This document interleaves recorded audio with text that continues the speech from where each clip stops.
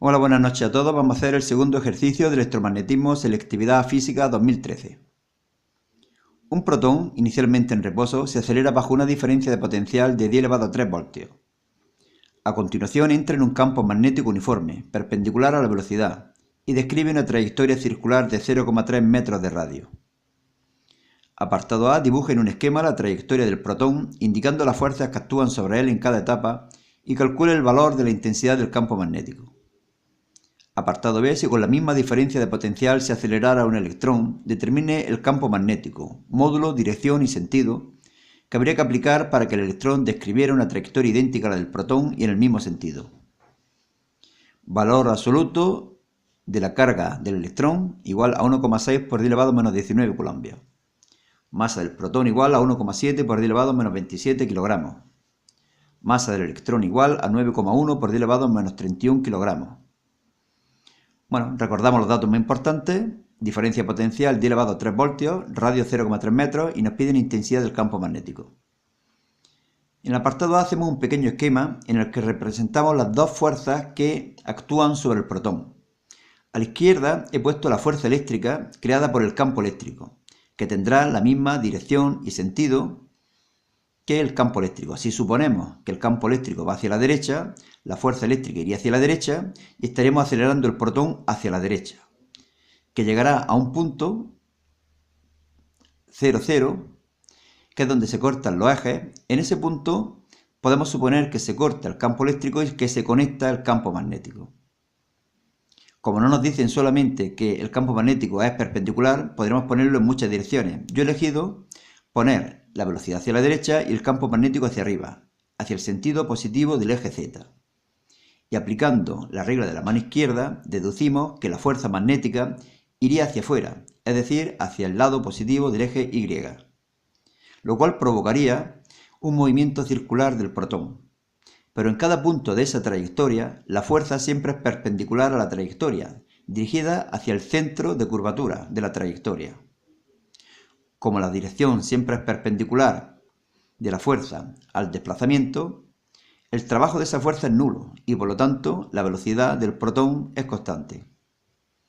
Otra aclaración: nos han dicho que la diferencia de potencial es de 10 elevado a 3 voltios, pero realmente es de menos 10 elevado a 3 voltios, puesto que sabemos que las cargas positivas, como es el caso del protón, se aceleran hacia disminuciones de potencial eléctrico. Vamos a comprobarlo de todos modos. Sabemos que como solamente está actuando fuerzas conservativas, podemos aplicar el principio de conservación de la energía, y por lo tanto el incremento de energía potencial, que sabemos que es Q por delta V, será igual a menos incremento de energía cinética. Es decir, el aumento que se produce en la energía cinética en la primera fase del problema será igual a la disminución que se produce de la energía potencial. Bueno, pues el incremento de energía cinética sería igual a menos la carga por delta V.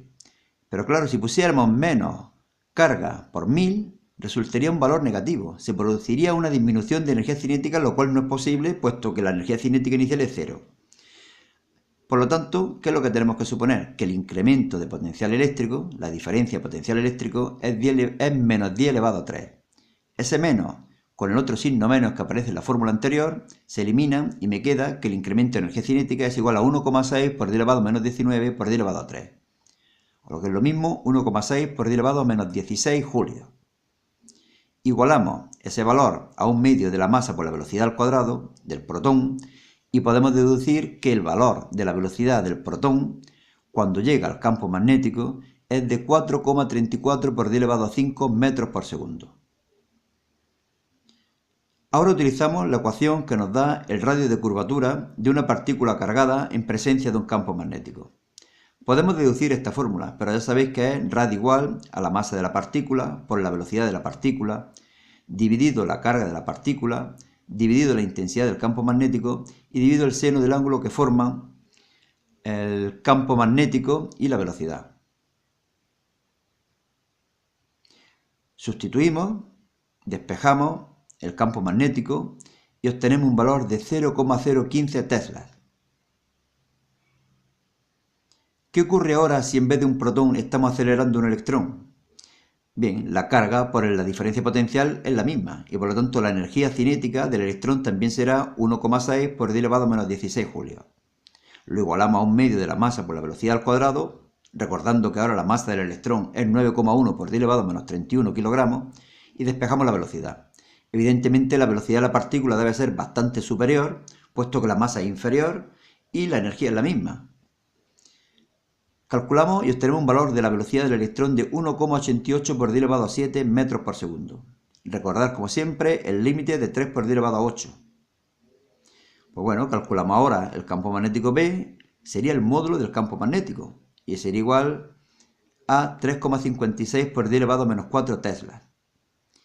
Ese es el módulo del campo magnético. Pero ¿cuál es la dirección y el sentido? La dirección es la misma que en el caso del protón, es decir, en el eje Z. Pero el sentido sería el contrario. El sentido del campo magnético a aplicar al electrón sería hacia abajo. De esa forma, el movimiento del electrón sería el mismo que el del protón del apartado A.